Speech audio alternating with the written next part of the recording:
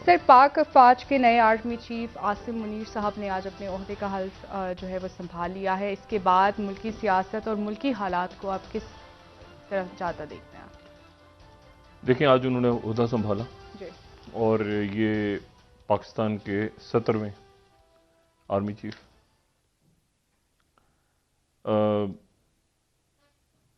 और एक बड़ी पुरवकार तकरीब हुई और मैं भी वहाँ पे मौजूद था, तो मैं अपने कुछ तासुरात यहाँ बयान कर सकता हूँ। एक गैर मामूली एक होता है ना कि एक टर्मोइल सा रहा गुजरे चंद दिनों में या हफ्तों में या बाकी, लेकिन फिर ये उसके बाद जो है ये स्मूथ मतलब मामला हमें पता है। शहबाज शरीफ साहब लंदन और फिर मुख्तलिफ नाम चलते रहे और समरीज और एक बेचाए, लेकिन ये बड़ी स्मूथ और बड़े ग्रेसफुल अंदाज में वहाँ पे चेंज ऑफ कमांड हुई। और उसमें जो इससे पहले जब जनरल राहील शरीफ साहब आज से 6 बरस पहले उन्होंने बाजवा साहब को कमान सौंपी थी अफवाज पाकिस्तान की, तो उस वक्त जो है वो तकरीब भी, और उससे पहले जब ये हुआ मुशर्रफ साहब और यानी साहब का, तो ये जब से सिलसिला इस तरह से स्टार्ट हुआ है, जाहिर है कि ज़ियाउद्दीन भट्ट साहब से तो मुशर्रफ साहब ने इस तरह से कोई तकरीब नहीं हुई थी। मुझे भी ये भी नहीं पता कि ज़ियाउद्दीन भट्ट साहब का नाम शुमार होता है अफवाज आर्मी चीफ, क्योंकि जाहिर है कि उसके बाद मुशर्रफ साहब ने टेक ओवर कर लिया था। बहरहाल, लेकिन ये एक टर्मोइल सा रहा पिछले, इससे पहले जो है वो बड़ी स्मूथ थी, उससे पहले भी थोड़ा सा एक टर्मोइल था, लेकिन बहुत पुरवकार अंदाज में हुई। और बाजवा, इसमें बाजवा साहब यकीनन बाजवा साहब एक्सटेंशन चाहते थे। वो कहते तो रहे कि मैं नहीं चाह रहा, लेकिन बहरहाल वही बात, और फिर वो खान साहब ने भी बात कही, फिर वो प्रपोजल्स भी चलते रहे, फिर मुख्तलिफ नाम भी आते रहे सारे। और एक्सटेंशन जब बाजवा साहब की सेकंड जब स्टार्ट हुआ मसला, ये सेकंड एक्सटेंशन यानी फर्स्ट एक्सटेंशन सॉरी, तो उसमें उसके बाद से फिर मामला बहुत उलझते चले गए। सही। और जाहिर है कि फिर पॉलिटिक्स के अंदर इन्वॉल्व होना रियासती अदारों का, फौज का ख़ास तौर पे, एक तारीख रही है, तो उससे चीज़ें बहुत बहुत ज़्यादा उलझ गई और बिखर गई और तलखियाँ आ गई, और मतलब वो पॉलिटिकल पूरा जो है ना, एक पूरा सिस्टम एक ऐसा बन गया जो कि आज जाके मुल्क ऐसी जगह पे खड़ा हो गया कि जहाँ पर वो इकॉनमी भी, हालांकि बाजवा साहब की जो पहली इंटरेक्शन थी हमारे साथ मीडिया के साथ, उस इंटरेक्शन में उनका ये कहना था कि जिसको बाजवा डॉक्ट्रिन कहा गया, उसकी बुनियाद ये थी, क्योंकि उस वक्त ये हुआ था कि जो हार्ड कोर टेररिज्म था वो तकरीबन ख़त्म हो चुका था मुल्क में। ऑपरेशन ज़रब अज़ब जो कि हुआ था राहील शरीफ साहब के दौर में, और पॉलिटिकल मिलिटेंसी भी ख़त्म हो गई थी बड़ी हद तक, वो कराची ऑपरेशन के हवाले से। लेकिन तो बाजवा साहब, और लेकिन अफगानिस्तान के अंदर वॉर ऑन टेरर थी, और एक लेकिन यहाँ पर इलाके सारे साफ हो गए थे, कुछ इलाके रह गए थे जिसमें फिर ऑपरेशन रद्दुल फसाद हुआ, बाढ़ वगैरह का काम, बाकी बहुत अच्छे काम भी हुए, बहुत अच्छे काम भी हुए, ये नहीं कि सारे के सारे काम, बहुत अच्छे काम भी हुए बाजवा साहब के दौर में।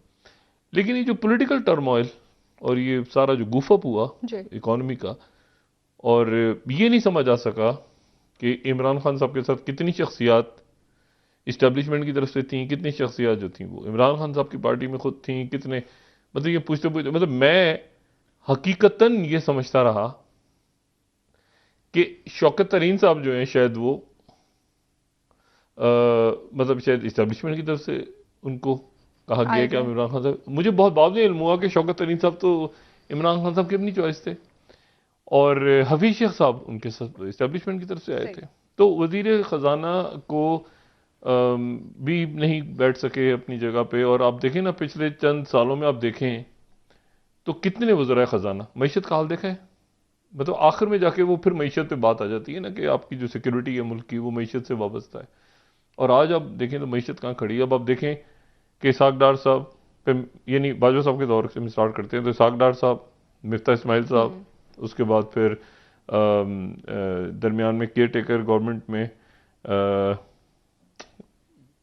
मेरी जहन में नहीं आ रहा कौन था उस वक्त, लेकिन एनीवे, फिर उसके बाद असद उमर साहब, फिर उसके बाद हफीज शेख साहब, फिर उसके बाद दरमियान में शबर जैदी साहब भी आए, वो भी कुछ और मामला ठीक करने की कोशिश, खजाना नहीं लेकिन एक टीम बनी, फिर एक इकोनॉमिक वो एडवाइजरी कमीशन पूरा बन गया, फिर उसके बाद वो टूट गया, फिर उसके बाद जो है वो हमाद अजहर साहब भी आए, फिर उसके बाद शौकत तरीन साहब भी आए, तो बहुत सारे लोग आए, फिर उसके बाद मिफ्ता इस्माइल साहब आए, फिर उसके बाद फिर इसहाक डार साहब आ गए। वो दुनिया गोल है, घूमते घूमते वापस, और उसके नतीजा ये हुआ कि बिल्कुल मईशत जो है वो इस वक्त आपकी बिल्कुल ऐसे यूं जा रहा है नीचे का।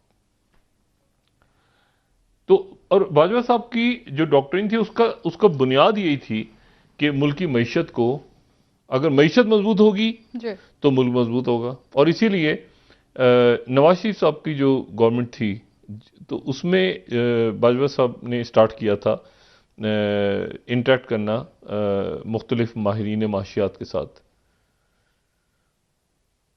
तो मुझसे सेमिनार्स हो रहे थे, मुझसे चीज़ें हो रही थी, लेकिन अल्टीमेटली ये हुआ कि वो जब आज देखें तो बिल्कुल वो IMF के साथ भी तकरीबन रुके हुए मामलात, उन्होंने मजीद मिनी बजट का वो कह रहे हैं कि लेकर आए, डॉलर का कोई सर पैर समझ नहीं आ रहा, पॉलिटिकल इंस्टेबिलिटी है। लेकिन एक बात जो अच्छी नजर आई वो ये कि अब ये बात यहाँ से हमने आगे बढ़ना है, ठीक है। और बहुत अच्छे काम भी हुए उनके दौर में, ये नहीं कि बहुत अच्छे काम भी हुए, लेकिन पॉलिटिक्स में ये बहुत अजीब सा एक मामला हुआ और बहुत ज़्यादा कॉम्प्रोमाइज़, बहुत ज़्यादा चीज़ें। तो बहरहाल एनीवे, उनके लिए नए ख्वाहिशात। और जनरल जो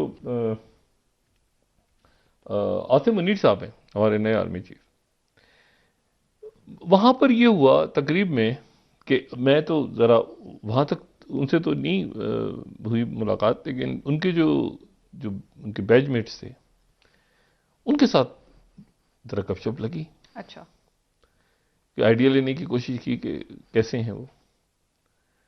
तो एक बात तो ये है कि वो, मैं मतलब बहुत सारे होता है ना कि आप फौज के अफसरान से, ब्रिगेडियर से, कर्नल से आप मिलते हैं, इनके जो बैचमेट्स थे, जो मेजॉरिटी जो इनके साथ इन्होंने बुलाया हुआ था जिनको अपने दोस्त अहबाब, वो इंतहाई डाउन टू अर्थ, बहुत ज़्यादा, बहुत ज़्यादा, बहुत जिसे कहना चाहिए ना कि प्राउड और कॉन्फिडेंट, लेकिन डाउन टू अर्थ।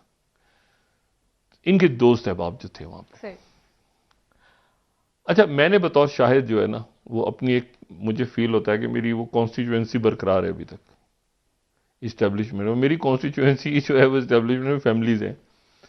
और मैं मुशर्रफ साहब के दौर में भी, जब कभी कभी मुशर्रफ साहब बड़े शदीद नाराज़ हो जाते थे, तो मुशर्रफ साहब की वालदा और साबा भाभी जो हैं वो मेरे रेस्क्यू के लिए आती थी। तो फैमिली, तो आज भी यही हुआ कि वो फैमिली जो थी वो उनकी तरफ से बड़ा कि आप वो प्रोग्राम को एंड करते हैं तो हमेशा कहते हैं कि इंशाल्लाह सब ठीक हो जाएगा। और मैं बड़े दिल से कहता हूँ इंशाल्लाह सब ठीक हो जाएगा, सब कूल करें।